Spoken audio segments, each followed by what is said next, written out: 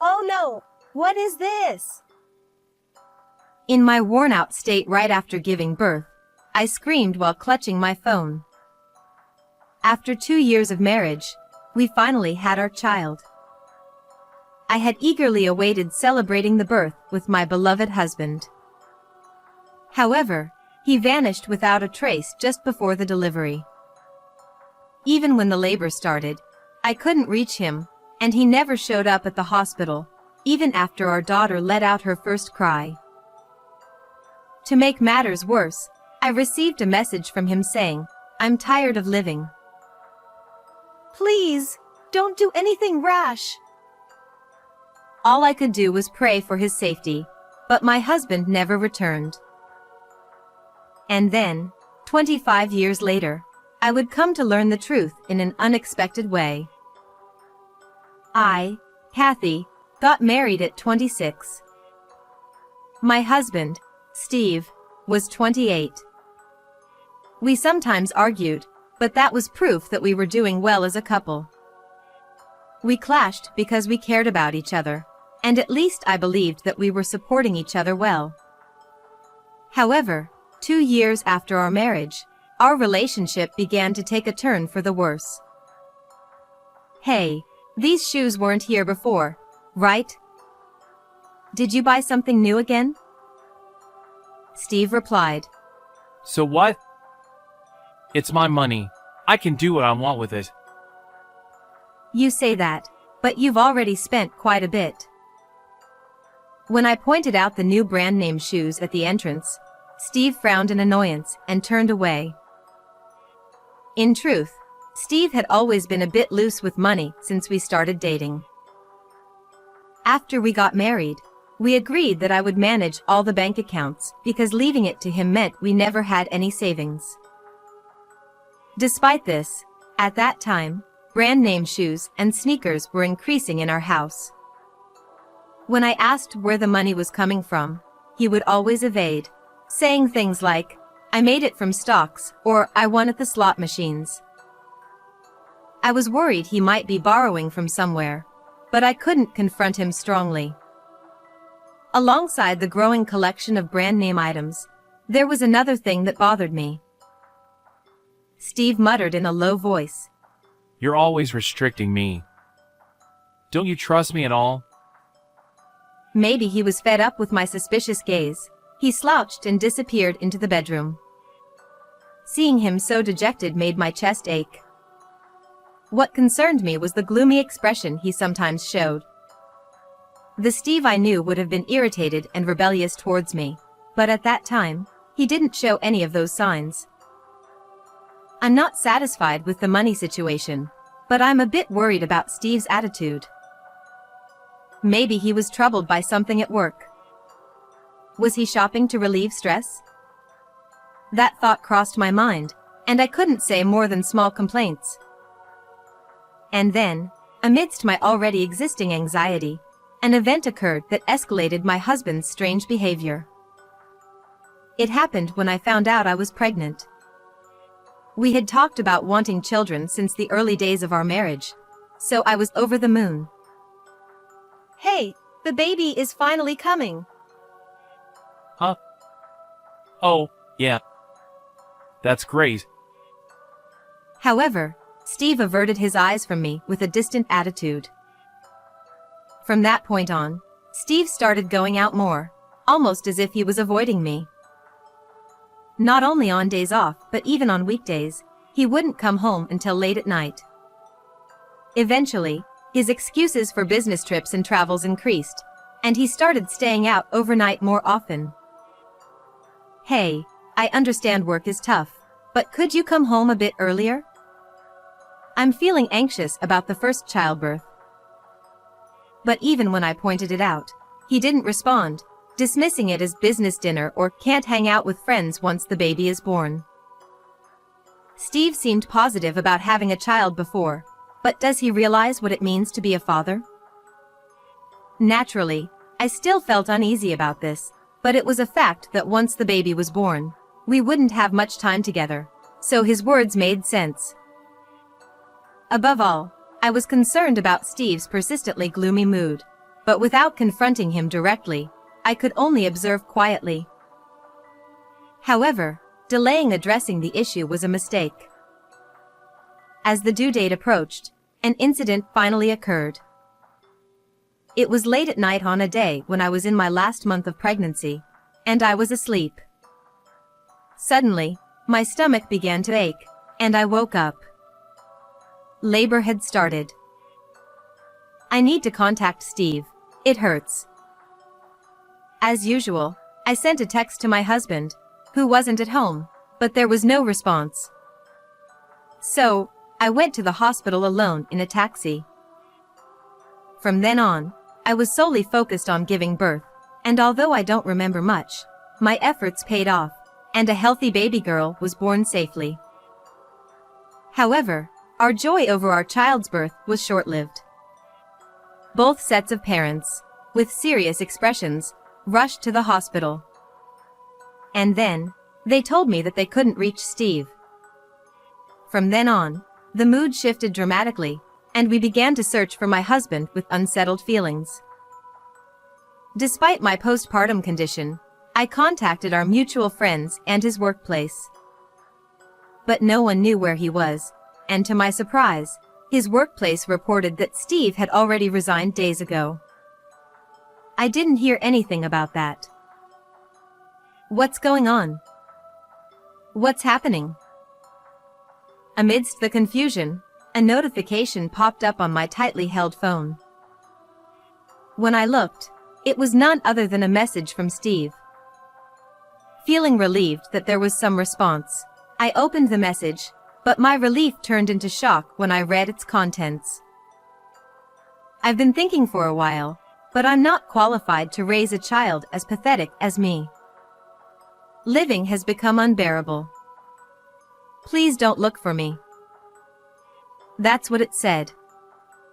My in-laws screamed at the ominous message. As for me, I couldn't believe it, staring at the screen of my phone in disbelief. Certainly, there were times when he seemed strange, but I never imagined he was feeling so cornered. What is this? Please, don't do anything rash. But my plea was in vain, and my husband never returned. Moreover, as a result of reporting to the police, his shoes were found lined up on a nearby cliff. This led the police to suspect suicide, and the investigation continued, but his body was never found, and eventually, the search was called off. Thus, my husband left us, leaving behind only our beloved daughter, disappearing before our eyes. Why? Why didn't I listen to him more? For a while, consumed by regret and guilt, I couldn't do anything but cry. However, I couldn't continue like that forever. A few months after the incident, I somehow started working to raise my daughter. Despite not giving up on Steve and frequently gathering information, there was no progress. Balancing childcare and work was tough, but to ensure we never lose our family again, I poured all my love into my daughter as much as possible. And so, amidst the busy days, I realized that a whopping 25 years had passed since my husband had disappeared. At 53 years old, I was living with my 25-year-old daughter, Emily, who had grown up beautifully despite being raised in a single-parent household. To contribute to the household, Emily started her singing career in her teens and transitioned into acting, becoming quite a success in the industry. Thanks to her, we never faced financial difficulties, and we enjoyed a happy life together. However, secretly, I still harbored feelings for my husband. If the three of us, Emily, Steve, and I, could have lived together, how happy would we have been? Despite feeling conflicted, I didn't want to burden my daughter with unnecessary expectations, so I simply told her that her father had passed away. Yet, the despair from when my husband disappeared had certainly lingered in my heart. However, one day, Emily confided in me with a serious expression that she wanted to introduce someone important to her. Listening closely to the unusual atmosphere, it turned out that Emily was considering marriage with an actor from her generation, Will. Furthermore, his mother happened to be the president of a talent agency. While I couldn't deny feeling surprised, I enthusiastically nodded along with my daughter's earnest words. If he's the one you've chosen, I'll support you. No matter who he is. Given that she was a celebrity marrying an actor, I could easily anticipate the public's reaction and the challenges ahead. Nonetheless, after what happened with my husband, I had firmly resolved to stand by my daughter no matter what. Moreover, there was no reason to oppose her marriage, especially considering how excitedly she shared the news despite her nervousness.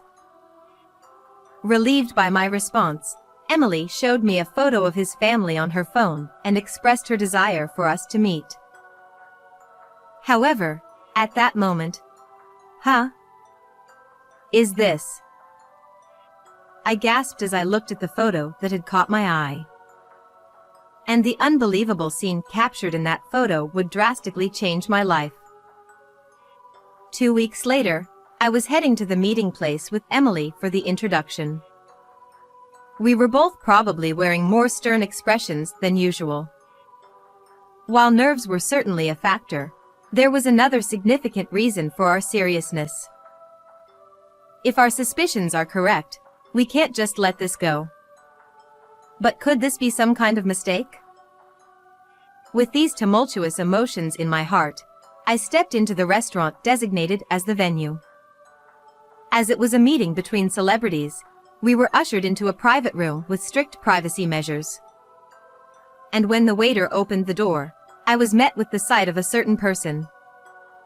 At that moment, the complex emotions that had been building up inside me overflowed from my heart. So, you were alive after all. I couldn't help but exclaim loudly, and both Will, Emily's boyfriend, and his mother, looked at me in surprise. However, the most shocked of all was the man who stood there, Will's father. Though his hairstyle, beard, physique, and clothing had changed, there was no mistaking it for me, his wife. I'll need an explanation for this. From you. With anger in my voice, Will and his mother stared a hole through Steve, my husband. As it turned out, the father of Emily's boyfriend, as seen in the family photo she showed me, was none other than my husband, who had disappeared from my life before. While it was a relief to know he was alive, the idea of him being the father of my daughter's fiancé was beyond coincidence. Initially, I considered the possibility of a striking resemblance to someone else, but it seemed my eyes were correct. However, it appeared Steve was intending to play dumb. Well, who are you? What's this about? You're being rude out of nowhere. But his eyes were shifting, and beads of sweat streamed down his forehead. His evident discomfort undeniably confirmed his identity as my husband. It's useless trying to deny it. You can't fool me anymore. I confronted him, my tone growing stronger involuntarily. May I have a little explanation, please? Then, Will's mom, Beth, who had been bewildered until then, opened her mouth, seemingly unable to bear the situation any longer. Though she seemed shocked and struggling to grasp the situation, her calm inquiry revealed her professionalism as the president of a major talent agency. After taking a deep breath to calm myself, I looked her straight in the eye and pulled out some documents from my bag. Steve and I are married, and this is the proof. From there, I disclosed everything about his relationship with me to Will and Beth. On the day Emily showed me the family photo of her fiancé, she seemed suspicious of my reaction. So, I finally told her the truth about her father for the first time. I explained about the message hinting at suicide he sent on the day of our daughter's birth, the uncertainty about whether he was alive or dead, and how the man in the photo looked identical to him. After hearing everything from me, Emily proposed hiring a detective with her own money because she couldn't marry someone with the same father as herself. And after waiting for a week, the investigation results matched the time when my husband disappeared with the time he started living with Beth. With plenty of other evidence, it was confirmed that Will's father was indeed Steve. Beth had been staring at the report from the detective agency with Will for a while, but suddenly, she looked up. Indeed. I was opposed to marrying him officially, and this seems to be the reason. She said, glaring at Steve with anger in her eyes. I met him when my son was 2 years old. Will is his stepson. Then, Beth explained to us how she came to live with him. According to her, she had recently lost her husband in an accident and was working hard while taking care of the young Will. She happened to meet Steve, who was kind to her. Since Will is a little older than Emily, he probably started cheating on her before my pregnancy became known, at the point when his behavior became suspicious. Of course, I heard he was single. So, we had something like a common law marriage. Beth quietly expressed her anger, glaring at Steve. It seemed my husband refused to marry officially because of his complicated family. Who was he to abandon his wife and child, then comfortably move in with another family? Then, at the next moment, perhaps realizing he couldn't keep lying anymore, Steve sighed heavily. It's enough. Shut up. I couldn't live with you, always restricting my spending. Of course, you're Steve after all. You disappeared out of nowhere, and then you end up in a nice position, don't you, Dot? Yeah, that's right. I could have been the husband of a president and the father of a famous actor. Damn it, but you had to ruin it. Then, he began to speak as if he had broken a dam, revealing everything about what had happened. Steve, who was reckless with money, was indeed unhappy with me managing the finances. And when he found out by chance that Beth was wealthy, he decided to switch immediately.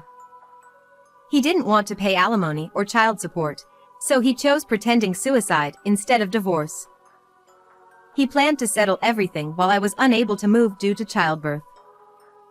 Perhaps he had been contemplating this plan even before my pregnancy, hence his lack of concern. The increase in branded items was probably due to Beth buying them for him. To be safe, I changed my appearance through weight loss and a makeover, and as a house husband, I spent most of my time indoors so the police wouldn't catch me. His selfish excuses made anger bubble up from the depths of my being. For 25 years since my husband disappeared, there hadn't been a single day when I didn't think about Steve.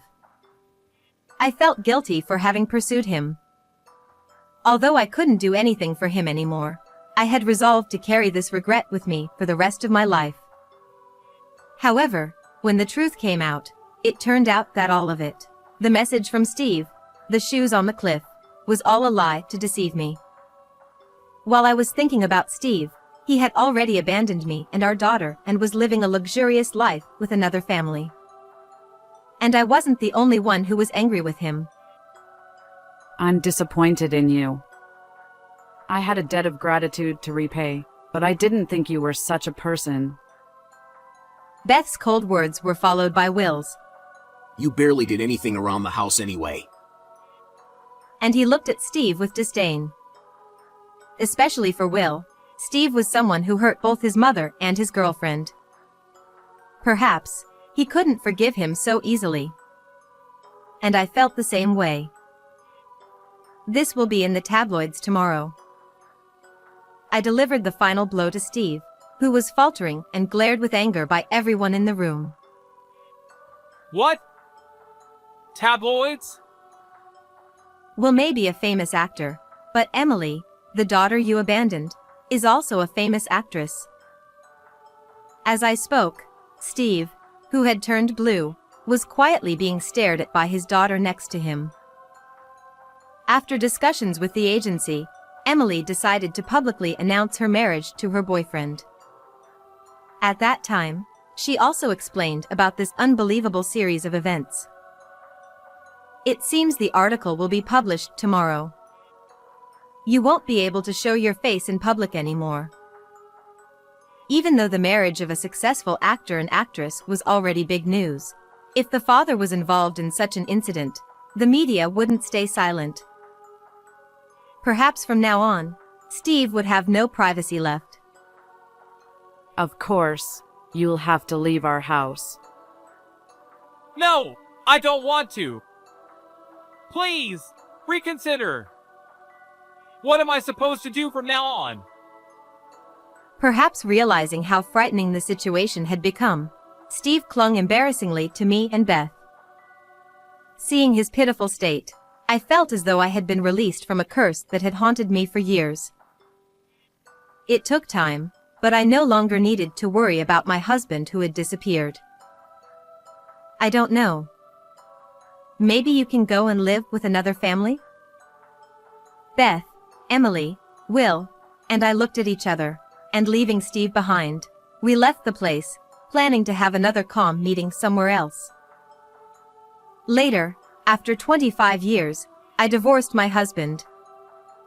Since the announcement of my daughter's engagement, Steve has been quickly identified by her and Will's fans. Now he's being chased by tabloids and can't walk around town. Even though he hadn't been working for many years, finding a new job seems unlikely for a while. Being evicted from the house he lived in and unable to return to his parents' house, he's currently wandering the streets. On the other hand, Emily and Will got married. While being blessed by society, they also received sympathy for their father's situation, which actually increased their work opportunities. Now, I can live with a clear and cheerful heart. I plan to watch over their success and slowly enjoy this happy time. How was this video? Don't forget to subscribe to the channel. Well then, let's meet again in the next video.